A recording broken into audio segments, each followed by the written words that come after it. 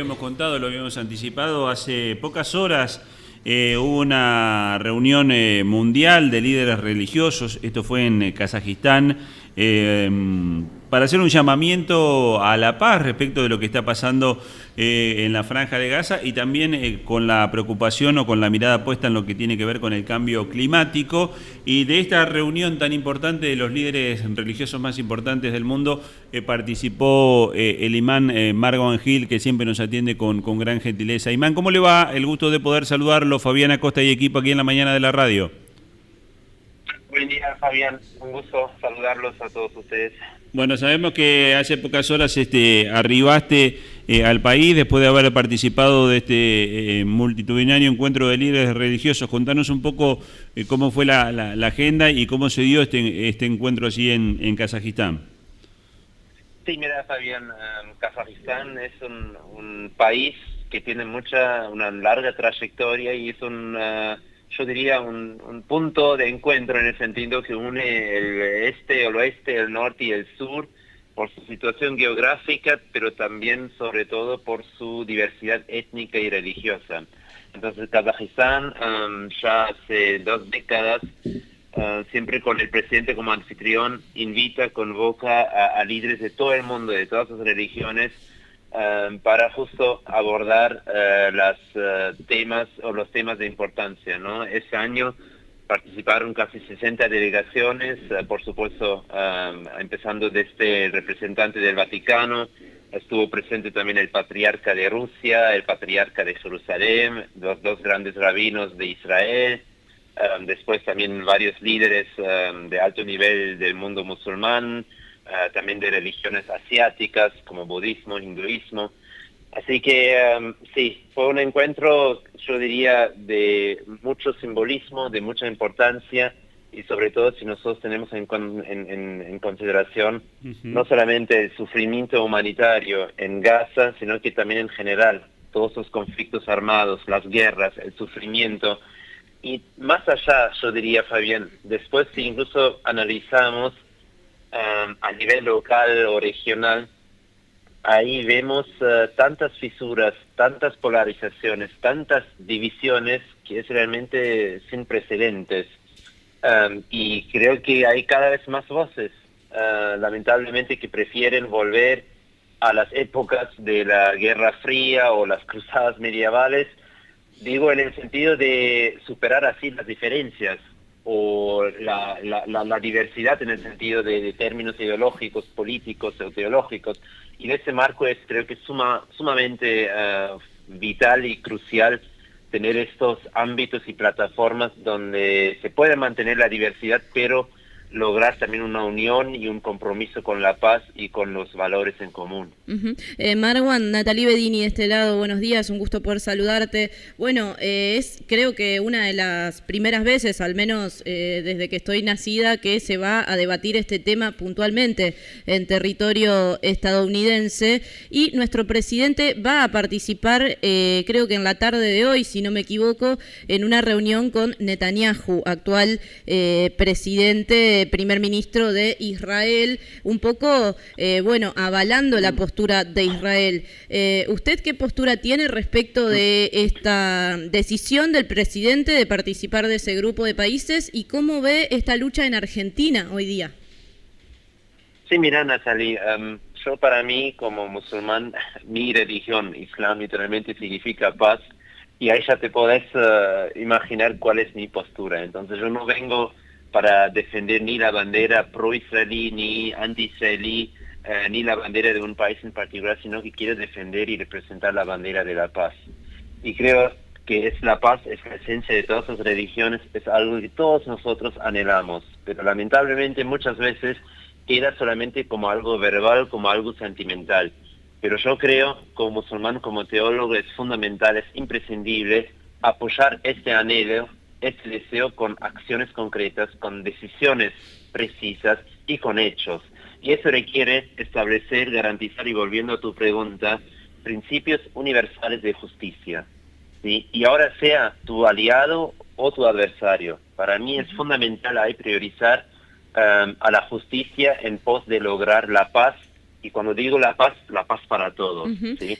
Y en ese marco, ahora, por supuesto, el conflicto o ese episodio de la violencia entre Hamas e Israel, el episodio más nuevo empezó el 7 de octubre, es cierto, y yo condeno en toda su totalidad lo que ocurrió el 7 de octubre. Para mí el terrorismo no tiene ninguna justificación, pero no hay que olvidarse que el conflicto entre palestinos y israelíes no empezó hace 2 años, ya lleva casi 7, 8 décadas, y es un asunto pendiente incluso de las Naciones Unidas, porque la resolución ya desde el inicio de las Naciones Unidas era 2 estados, un estado para los palestinos, que no existe, y un estado para los israelíes, que sí existe. Entonces, para mí la pregunta es, si no queremos reconocer a un estado palestino, Natalie, ¿cuál es entonces la situación o la solución para los casi 10 millones de palestinos que viven entre el río y el mar, es decir, en Cisjordania y en Gaza? ¿Qué pasa con ellos entonces?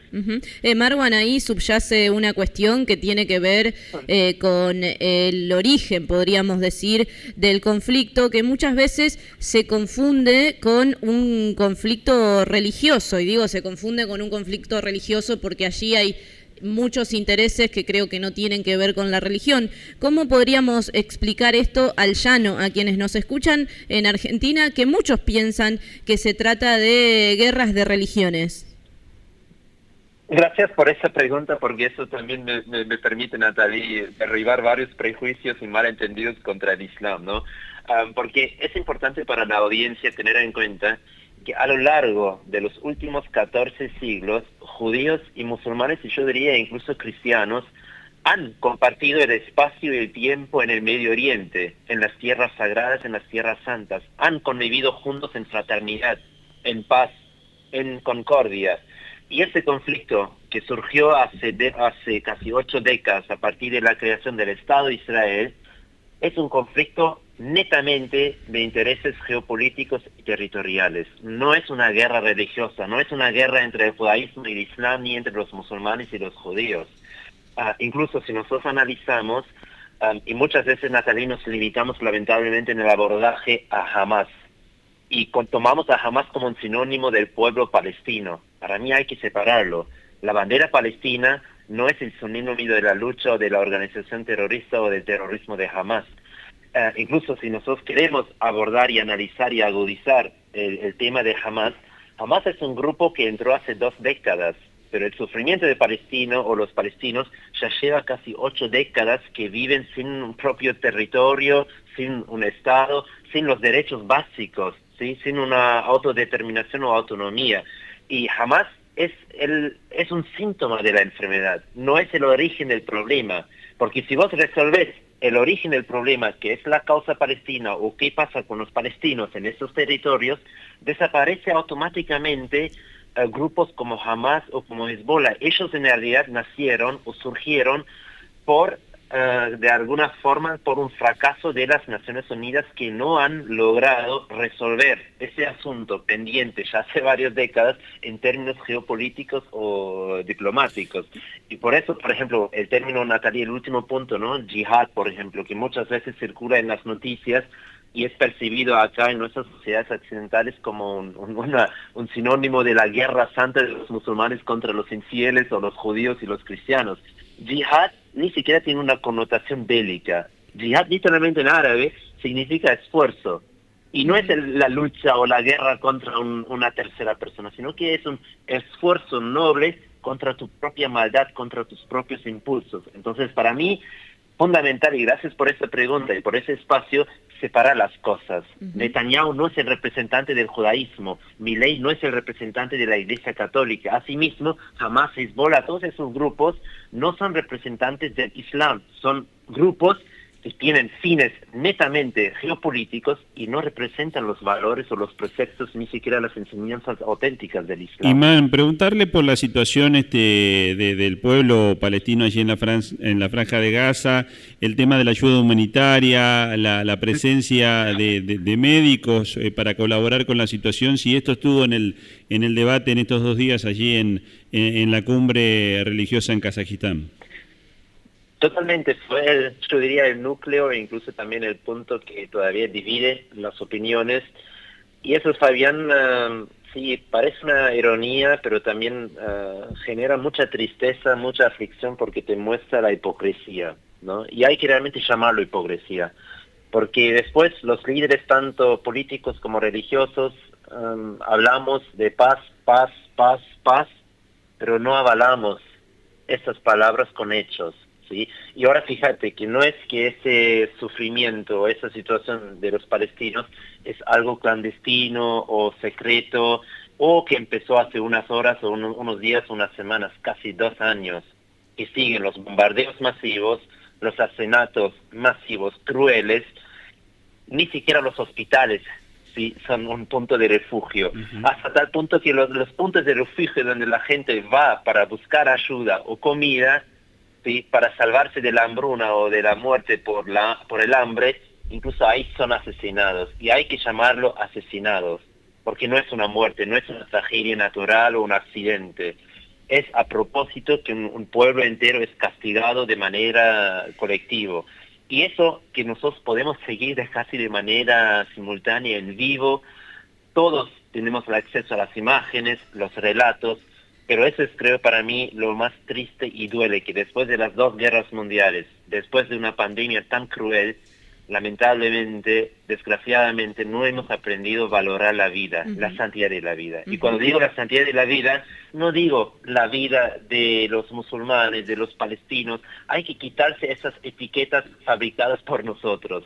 Hay que hablar realmente de la santidad de la vida en términos universales.